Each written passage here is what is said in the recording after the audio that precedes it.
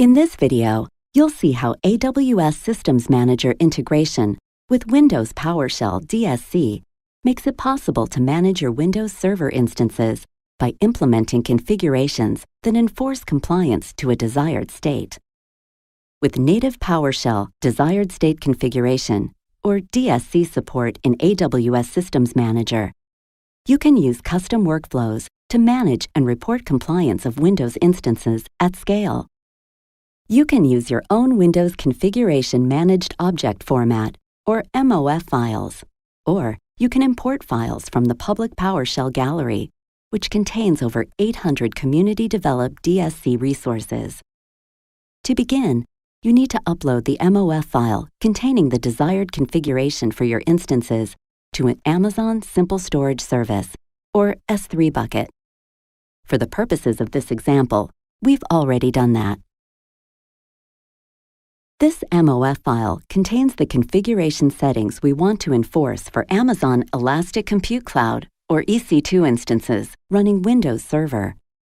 In this case, we are specifying that the IIS web server role should be installed on each instance and that remote desktop access should be disabled to improve security.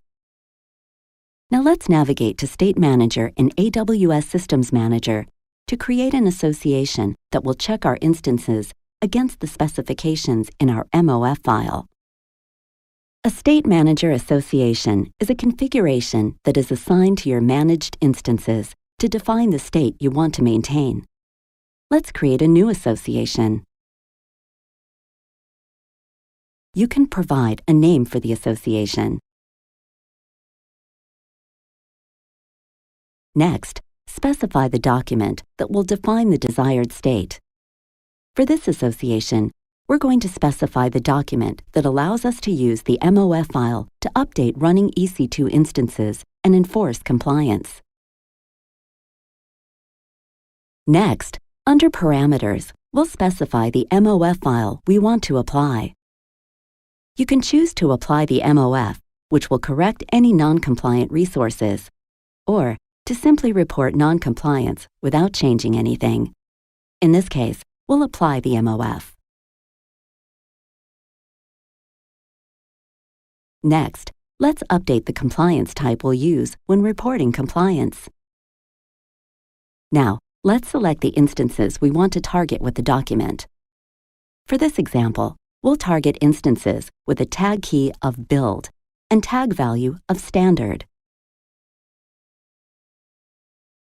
If desired, you can specify a schedule to run your association.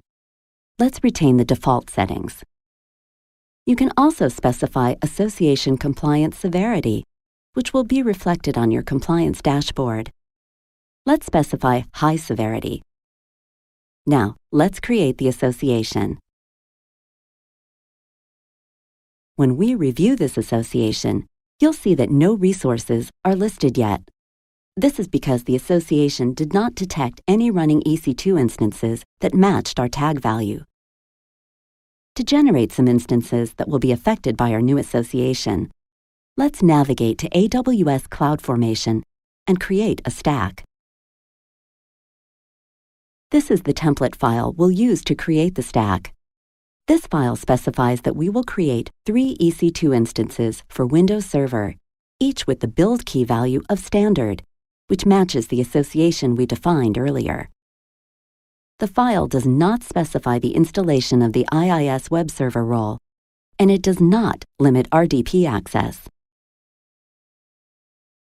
Now, let's go through the steps to create this stack. First, specify the template file to upload.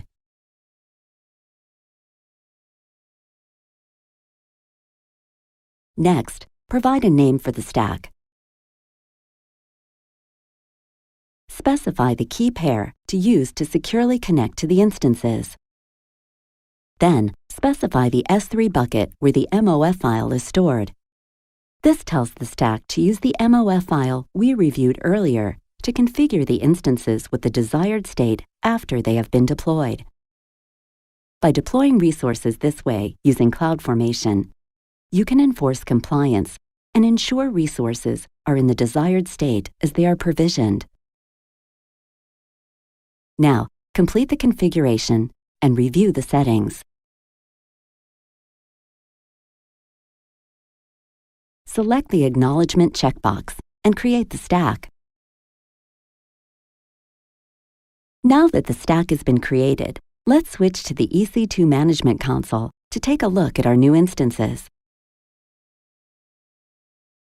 As you can see, the 3 instances have been created. Notice they all have a value of standard for the build tag, as we specified earlier. By configuring our instances using the MOF file, the desired state has already been applied during the creation of the stack. So let's see what Systems Manager tells us. Navigate to Compliance. Because the association has not had a chance to run yet, the compliance dashboard is telling us that the resources are non-compliant. So let's run the association manually to force it to check compliance now. Now let's return to the compliance dashboard. As you can see, the resources are now correctly being reported as compliant. Let's navigate back to the EC2 Management Console and do a couple of quick tests to ensure that our instances are now in the desired state. First, let's copy the URL of this instance so we can paste it in a new browser window to check whether the IIS web server role has been installed. As you can see, IIS has been successfully configured on this instance. Now, let's try to connect to this instance using RDP.